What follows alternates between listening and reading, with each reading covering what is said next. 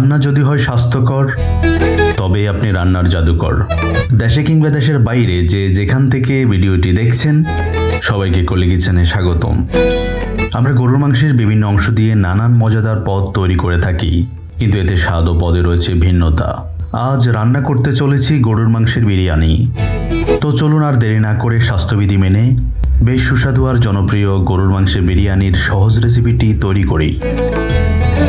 প্রথমে পরিষ্কার রান্নার পাত্র নিলাম, হাফ কেজি গরুর মাংস, তারপর বড় সাইজের 2 পেঁয়াজ কুচি, 2 টেবিল চামচ আদা বাটা, 2 টেবিল চামচ রসুন বাটা, 1 টেবিল চামচ রাঁধুনি হলুদ গুঁড়ো, 1 টেবিল চামচ রাঁধুনি মরিচ গুঁড়ো, স্বাদমতো লবণ, 2 টেবিল চামচ বাসায় তৈরি করা মশলার গুঁড়ো, 1 টেবিল চামচ রাঁধুনি মশলা এবং সাথে 1.5 কাপ পরিমাণ রান্নার তেল দিয়ে সকল উপকরণ ভালোভাবে মাখাবো।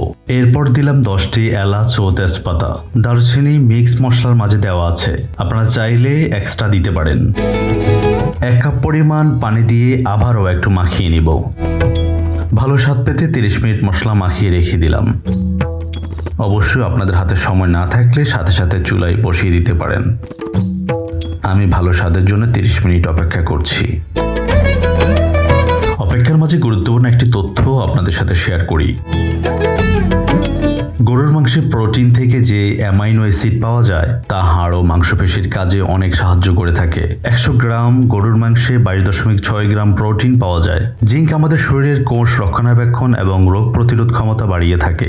বলা হয় 3 আউন্স পরিমাণ গরুর মাংস দৈনিক জিঙ্কের 39% পূরণ করে থাকে। মনে রাখবেন, অতিরিক্ত কোনো কিছুই স্বাস্থ্যের জন্য ভালো নয়, সেটা হোক গরুর মাংস কিংবা অন্য কিছু। তবে আপনার শরীর কী পরিমাণ গরুর মাংস খাওয়ার জন্য উপযোগী তা ডাক্তারের শরণাপন্ন হয়ে জেনে নেওয়ার পরামর্শ রইল। 30 মিনিট পর মশলা মাখানো গরুর মাংস চুলায় বসিয়ে দিলাম। উপকরণগুলো কিছুটা সিদ্ধ হয়ে আসলে চুলার আঁচ কিছুটা কমিয়ে নিলাম। জলগুলো শুকিয়ে না আসা পর্যন্ত অল্প আঁচে রাখলাম। কিছু সময় পর একটু নেড়ে আবারও অল্প আঁচে রেখে দিলাম।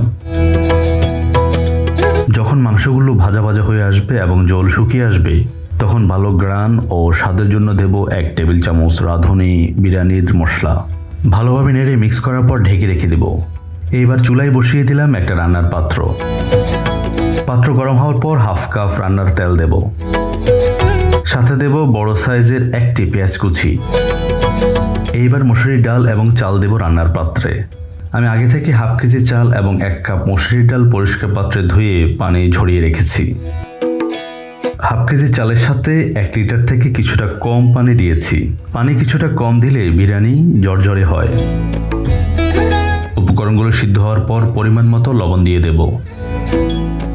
পানি কিছুটা কমে আসলে মাংসগুলো চাল ও ডালের সাথে দিয়ে দেব।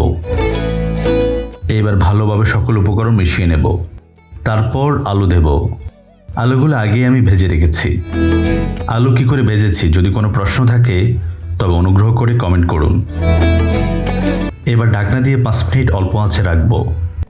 5 মিনিট পর দেখে নেব বিরিয়ানিগুলো কেমন হয়েছে। এবার একটু নেড়ে ঢাকনা দিয়ে চুলা বন্ধ করে রাখবো।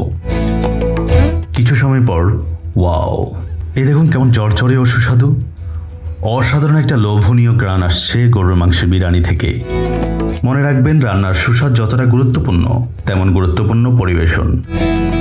সুতরাং জিভে জল আসা গরুর মাংসের বিরিয়ানি রেসিপিটি চুলা থেকে নামিয়ে এইবার আপনার আত্মীয়, আপনজন, পরিচিত, ফ্রেন্ডস ও পরিবারের সবাইকে গরম গরম গরুর মাংসের বিরিয়ানি পরিবেশন করুন।